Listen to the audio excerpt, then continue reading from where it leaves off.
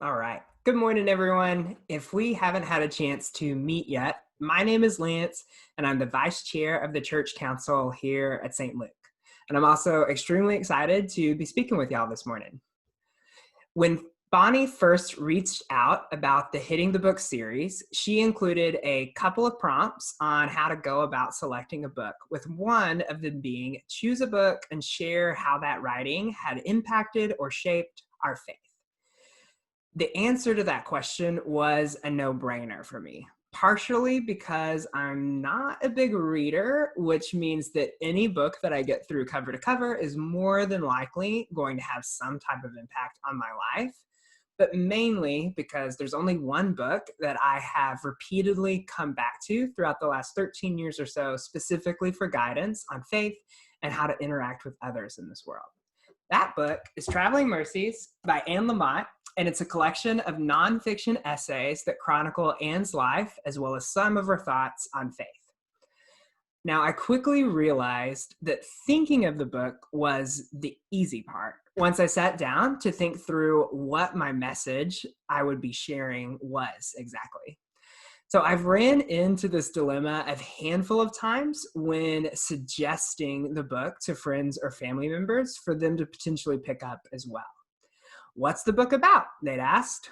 Well, it's just stories about her life and thoughts on faith. That description rarely felt adequate, if not completely underwhelming. It's not exactly the type of review that would make someone who wasn't familiar with Anne or her style of writing want to rush out and buy the book. It also seemed that the person's own definition and connection to the word faith had a strong determining factor as to whether or not they'd be interested in further conversation on the book at all. So with all that in mind, I've decided to share a few pieces of my life to give some context on what was going on each time I came to Anne's words for guidance or comfort, and share a few examples of how it has shaped my faith before ending with some traveling mercies of my own to you in this, our year of 2020. The first time I picked up Traveling Mercies was in my late teens, maybe early 20s. I had just started to look for Christian literature that would help me fill in some of the gaps in areas I felt my current understanding was lacking based on what I had experienced in the real world during my first year of college. Traveling Mercies had been mentioned as an inspiration for one of those first writers that I picked up. I remember having trouble finding a copy of the book at the bookstore because there was a discrepancy on whether it should be classified as memoir or as Christian fiction, given how irreverent Anne's writings and thoughts can be. I also was still a bit skeptical as to whether a book seemingly about nothing other than ordinary life would be worth my time or offer any insight at all into the big problems that I felt like I needed help sorting out. My first time reading the book continues this trend of my expectations being subverted by everything that Anne wrote and represented. The first section of the book is labeled an overture, where Anne walks us through her backstory of growing up outside of San Francisco in Marin County, her family life there, and her early interactions with folks of various faiths before eventually joining a church later in her own life. I thought it was dreadfully boring the first time reading through it, to be quite honest. Where was the big advice on how to live a perfect life of faith? I kept thinking. Truth be told, I skimmed through that first section to get to the later sections where each chapter was nicely contained in an essay with themes and a message, because I believed that that mumbled storytelling of the overture was not worth my time. Now, looking back at the worldview that I held at the time of that first reading, it only makes sense that this was my initial response to Anne. Folks who listen to my talk on why I believe in miracles know that I grew up in a small town in rural Texas where the preaching extended far beyond the pulpits of the various churches to make up the fabric of small town culture. What that meant is that ideas on who was admirable and what type of behavior was desirable were all heavily influenced by fundamental and evangelical Christian belief systems, whether the topic at hand was directly related to the church or not. All that to say is that everything I had been taught and observed about Christianity led me to believe that Anne shouldn't be an authority on the subject. I was used to strong or good Christians speaking out about faith in generalized and very confident platitudes. Even if you did have doubt or setbacks along the way, you would make sure to note that those were minor stumbles on a path that you strongly believed to be predetermined by God. Anne, however, describes her journey to faith as a series of staggers on lily pads that she used to move across a swamp of doubt and fear. In the overture, she shares that she grew up in a non-religious household where she and her brothers were raised to believe in books, nature, and music. Her parents were social justice oriented and taught their children to believe that they had a moral obligation to try to save the world, and frequently volunteered and donated to help out with various causes. They also had high expectations for Anne in school that she notes by sharing that it wasn't until she was about 35 that she learned that a B+ was a pretty good grade. She also shares that drinking was fairly common in her childhood home, both at parties and otherwise, and that she was taking part in that activity along with trying out substances at an early age. Her parents' marriage were strained and ultimately ended in divorce after years of hardship and infidelity. It's interesting to read through the book now and see how much of my life and Anne's were virtually opposite in almost every conceivable way, except for how we viewed ourselves. This is evidenced by Anne sharing that a friend's mother, who was a Christian Scientist, which Anne's father described as so crazy that they actually made Catholics look good, stuck out to Anne as being different because she would tell Anne that she was a perfect child and that she was entirely good and that everything was fine. All evidence to the contrary, according to Anne. Unlike Anne Lamott, I had been given a set of operating instructions in the Christian belief system that provided steps on how to be a good person and how to do life in the right way. Unfortunately, that operating manual I had been given also clearly spelled out that who I was at my very core as a queer human was wrong, and that no matter how many of those boxes I checked, and by doing everything right, I was not going to change that fact. I was beginning to realize that there would truly never be a place for me within the Christian framework as I understood it. This is why Anne's words about never speaking up or speaking out about uncomfortable things in her life resonated with me so much, even at the time of that first read. She shared that she didn't tell a soul about anything that could be perceived as bad because she wanted to be loved. She wrote that she stood around silently, bursting with hope and secrets and fear, all skin and bone and eyes. Anne rounds out her overture by sharing about publishing her first novel, losing her father to an aggressive form of cancer within a small 3-year time period, and her struggles with alcohol and substance abuse.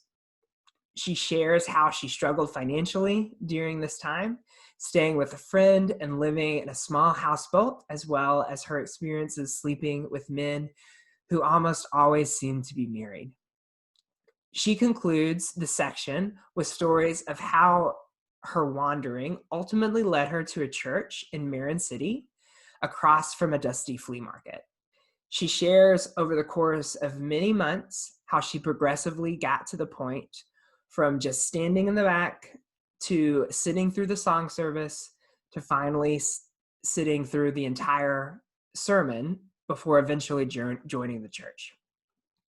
Now, not too long after reading Traveling Mercies, I made the decision to silently foreclose on Christianity and stopped considering myself a Christian. I stopped attending church other than the obligatory appearances that I needed to make with family every now and then in order to just not make waves. I had grown tired of standing around silently bursting with hope and secrets and fear while trying to accomplish enough in order to prove myself worthy of being expected or being accepted just as I was. I'd also begin to realize that the evangelical worldview I'd grown up with didn't align with how I believe I wanted to treat others and what was truly important in this life. For whatever reason, Anne wasn't excluded from my life like all other Christian writers and thought leaders during that period.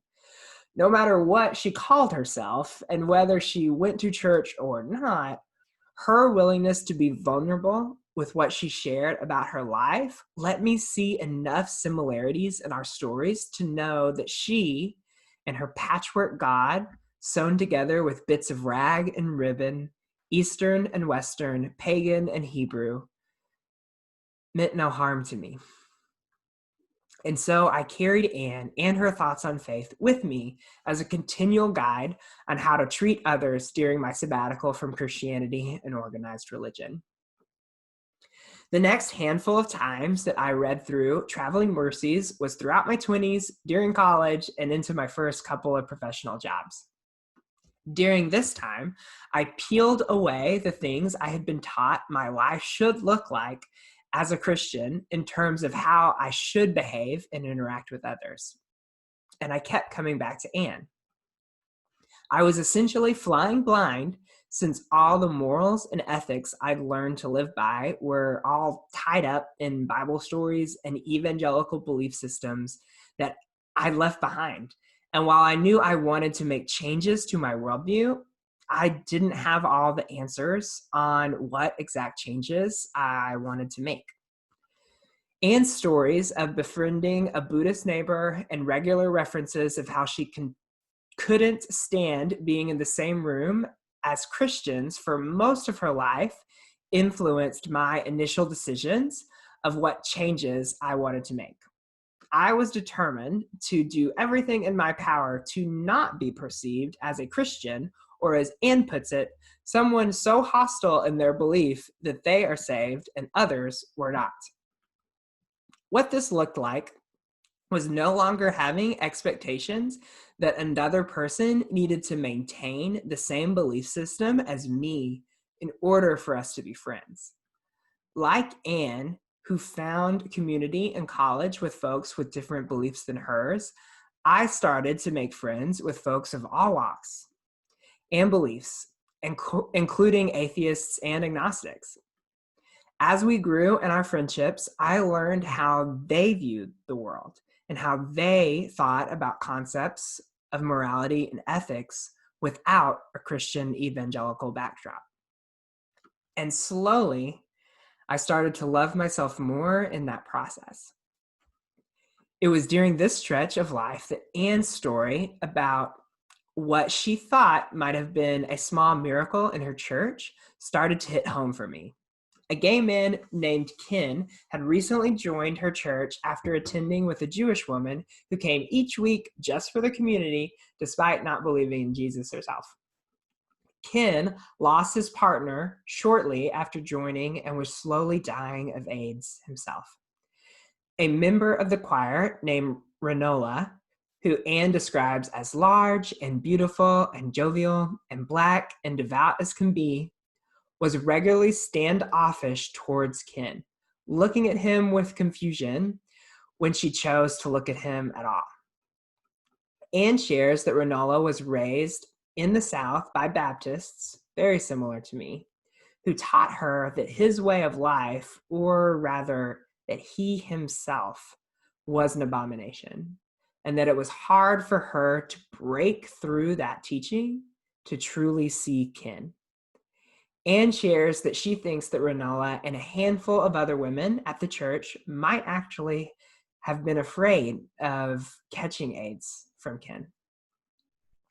Over the course of the chapter, Ken wins over the majority of the congregation by sharing his story, all while his health continues to decline.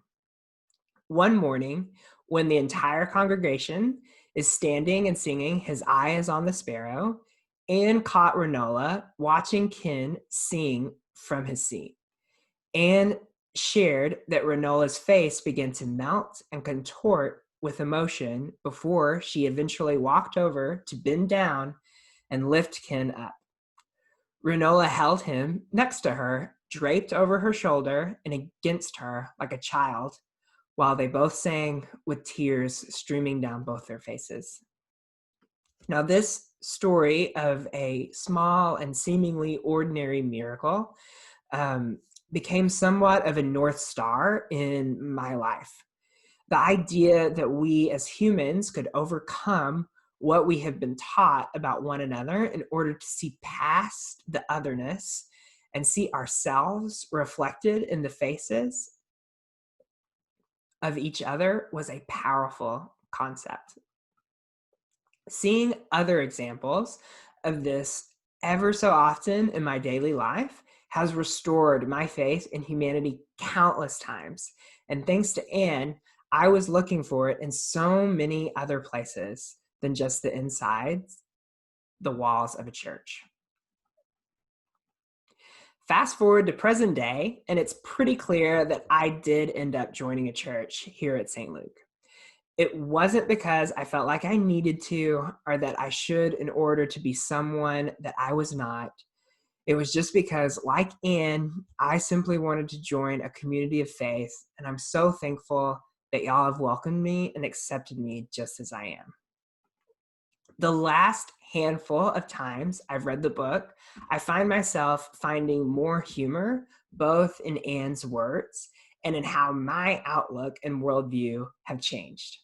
Like Anne, I at one point believed that all adults had some kind of inner toolbox full of shiny tools, like the saw of discernment, or the hammer of wisdom, or the sandpaper of patience. But now that I am very much an adult myself who interacts with other adults on a regular basis, I agree with Anne that it feels like life just handed us some rusty, bent old tools. Like friendships, prayer, conscience, and honesty. And then said, do your best with these, they'll have to do. And mostly, against all odds, they're enough. At this point, I've deconstructed many aspects of my faith. That process has been shaped by my own experiences of being othered by the church and myself, so much so that much of my life, or much of my lived faith, now centers around simply not doing that to other people. What that means is that I don't believe faith is about forcing the way that I live my life on others in any capacity. If anything, it is simply meeting them where they are at and still working to see God in them. At one point, I believed living out my faith meant working to change the hearts and minds of those who were still living by a more narrow and unforgiving worldview. This cookie cutter Christianity that had been scaled and mass marketed over decades and generations to provide hope, security, and self-assuredness to the masses, like stock Hallmark cards. The problem I identified with that approach was that it was just like my previous outlook before I ever read Traveling Mercies to begin with. Change your belief system to meet mine, and we'll get along just fine, was exactly what I was saying. What I've realized in my last couple of times reading the book is that Anne never outlines what someone should believe or a right way to practice faith. She simply shares stories of her own. With that said, I am starting to believe that living out my faith actually means finding those folks who have been cast aside, either outright or by denying themselves through small acts of cutting off and repressing parts of who we are in order to fit into this perfect Christian narrative, and encouraging them to live authentically, to share their stories authentically, to name the trauma and harm that has been caused by bad theology mixed with human fear, shame, and hate, to cry with them, to lift them up, and to let them know that we are enough. Now, the term Traveling Mercies does come to play in the book as the title of one of the essays in the section about church and people. Anne shares that it's a phrase that the old people, her words, not mine, at her church say when someone goes off for a while. Traveling Mercies, love the journey, God is with you, come home safe and sound. She opens the chapter by sharing how broken things felt in her life and the lives of the people she loved at the time of the writing. And she concludes it by saying, Traveling Mercies to the mother of a dear friend as they took their last breath in their home in San Francisco. In this way, Anne continues to subvert what many folks, myself included, have come to think of certain Christian sayings and phrases. The essay is by no means saccharine and overtly positive, and while she does share a couple of silver linings, they are just as quiet and as unassuming as Anne can be herself. 2020 has certainly been an unpredictable journey, given that we are more than 6 months into a global pandemic. While the impacts on each of us might be different from an economic, health, and social perspective, all of us are being impacted in some way. I think it's important to realize and to acknowledge that in addition to the health and the economic impacts of the virus, it also brings something else to our attention more regularly in our day-to-day, and that is running into instances or situations where people might make different choices than us based off potentially different beliefs. I know it can be disorienting when you run into that, depending on the situation or how you're feeling and a variety of other things. I'm going to take a cue from Anne by making sure to not pretend I have an answer on what should be done in a situation like that. But what I will do is share what has helped me in situations where my beliefs have looked different than others, in a similar way to how Anne would. So in those moments, it's easy to get caught up in absolutes about how you should always do this thing because that is the obvious choice. And it is really easy to completely diminish the other person in that process. But what I have found is that when I hold that space in that moment to recognize that life has subtle undertones of hope, I can stand to see past, or I can start to see past the otherness to find parts of myself reflected in that person. This puts me in a better mental space to still remember to see the human in front of me and detach their humanity from their actions and beliefs, which helps me act in a way that I would hope someone else would handle me if the situation were reversed. So no matter what comes our way as we continue throughout this year, I wish you traveling mercies along the journey. Traveling mercies, live authentically, practice empathy, and create space. God is with you. Come home safe and sound. Thank y'all so much.